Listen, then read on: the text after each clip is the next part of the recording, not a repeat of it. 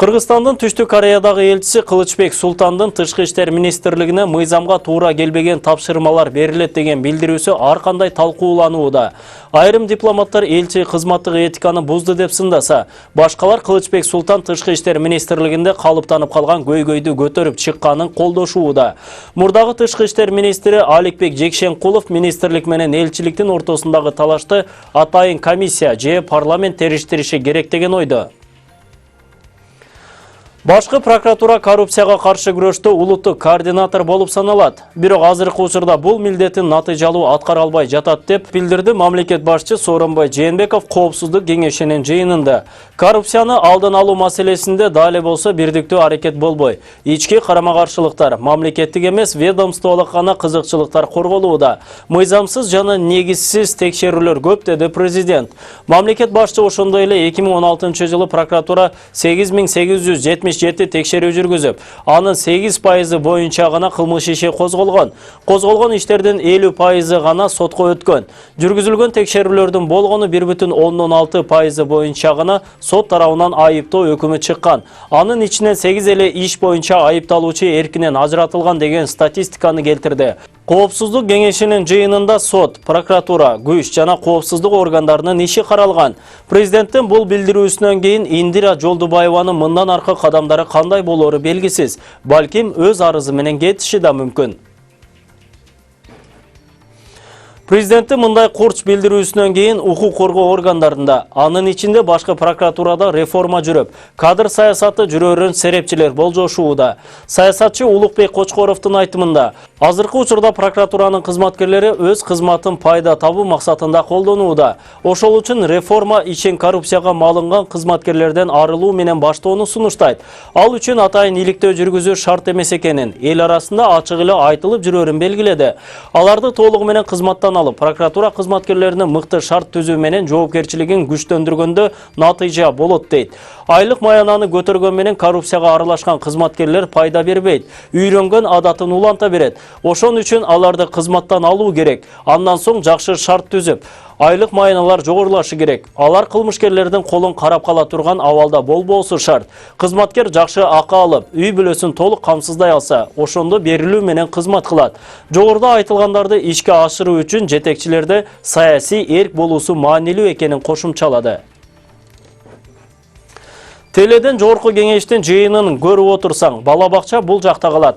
Көтөрүп жаткан маселелерин, бири-бирине карата кайым айтышканын көрүп бооруң эзилет. Аларга караганда Актам менен Акылай деген анимацияны көрсөң кичине пайдалуураак. Мына ошол бала бакчада, жогорку кеңеште өтө популист, өзүн өлө жакшы көргөн, тилинен башка берекеси жок депутаттар да бар.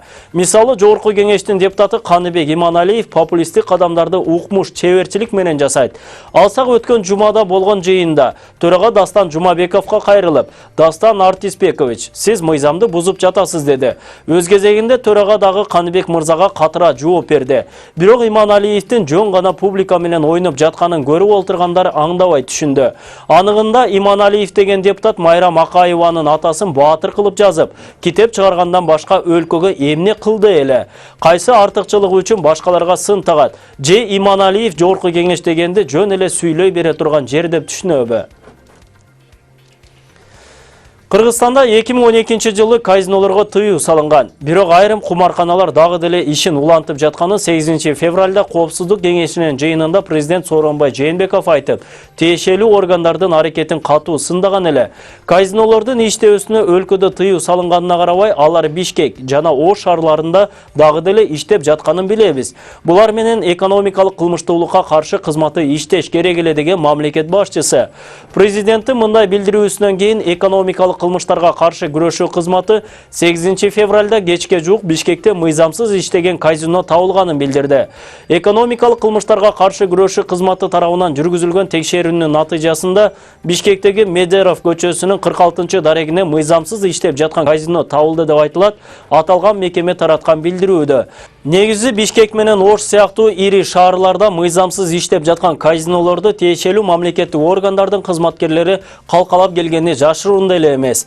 Муну президент Сооронбай Жээнбеков да ачык айтты, конкреттүү талаптарды койду. Ал эми 9 февралда УКМК Жогорку Кеңештин эл аралык иштер, коргоо жана коопсуздук комитетинин бөлүмүнүн башчысы Арсен Закировго кылмыш ишин козгоп, убактылуу камакка алганын кабарлады.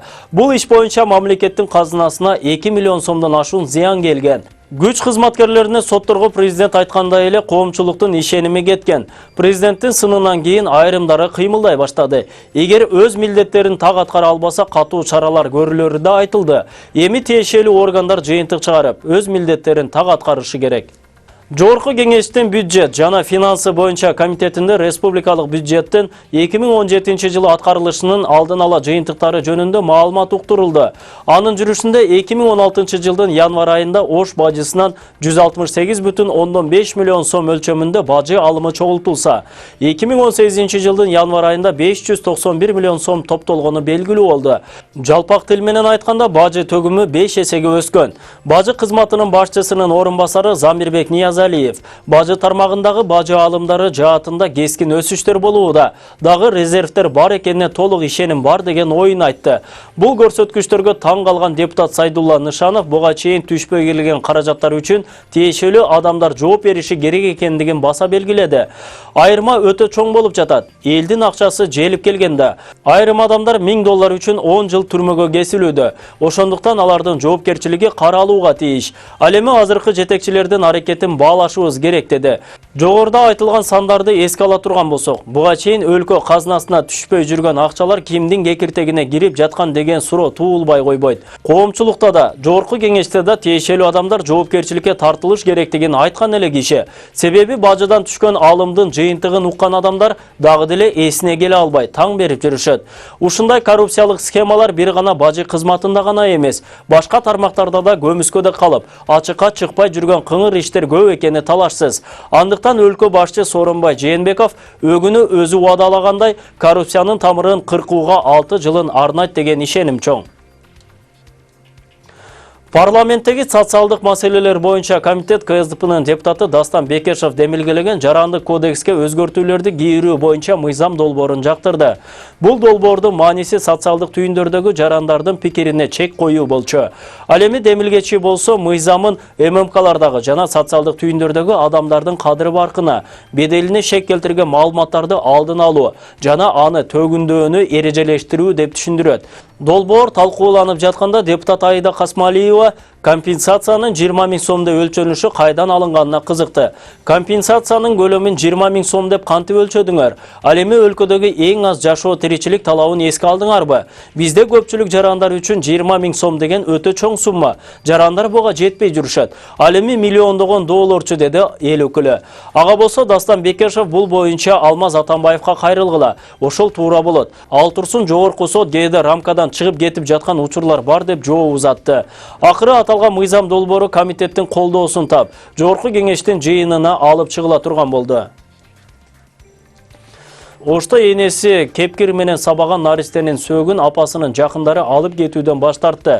Бул тууралуу шаардык социалдык өнүгүү башкармалыгынын башчысы Батина Токобаева Спутник Кыргызстан агенттигине билдирди. Баланын сөөгү Ош шаарындагы көрүстөндөрдүн бирине коюлду. Бирок апасынын жакындары өлүктү алып кетүүгө макул болбой коюшкан, деди Токобаева. Эске сала кетсек, Ош шаарында 24 жаштагы өз энеси кепкир менен сабаган 3 жаштагы бала эс учун жоготуп, облустук балдар ооруканасынын жандандыруу бөлүмүнө келип түшкөн. Бул фактынын негизинде шектүү катары баланын энеси шаардык милиция тарабынан кармалып, убактылуу кармоочу жайга камакка алынган. 11 февраль күнү саат 18:30 чамасында бала өзүнө келбей каза болгон.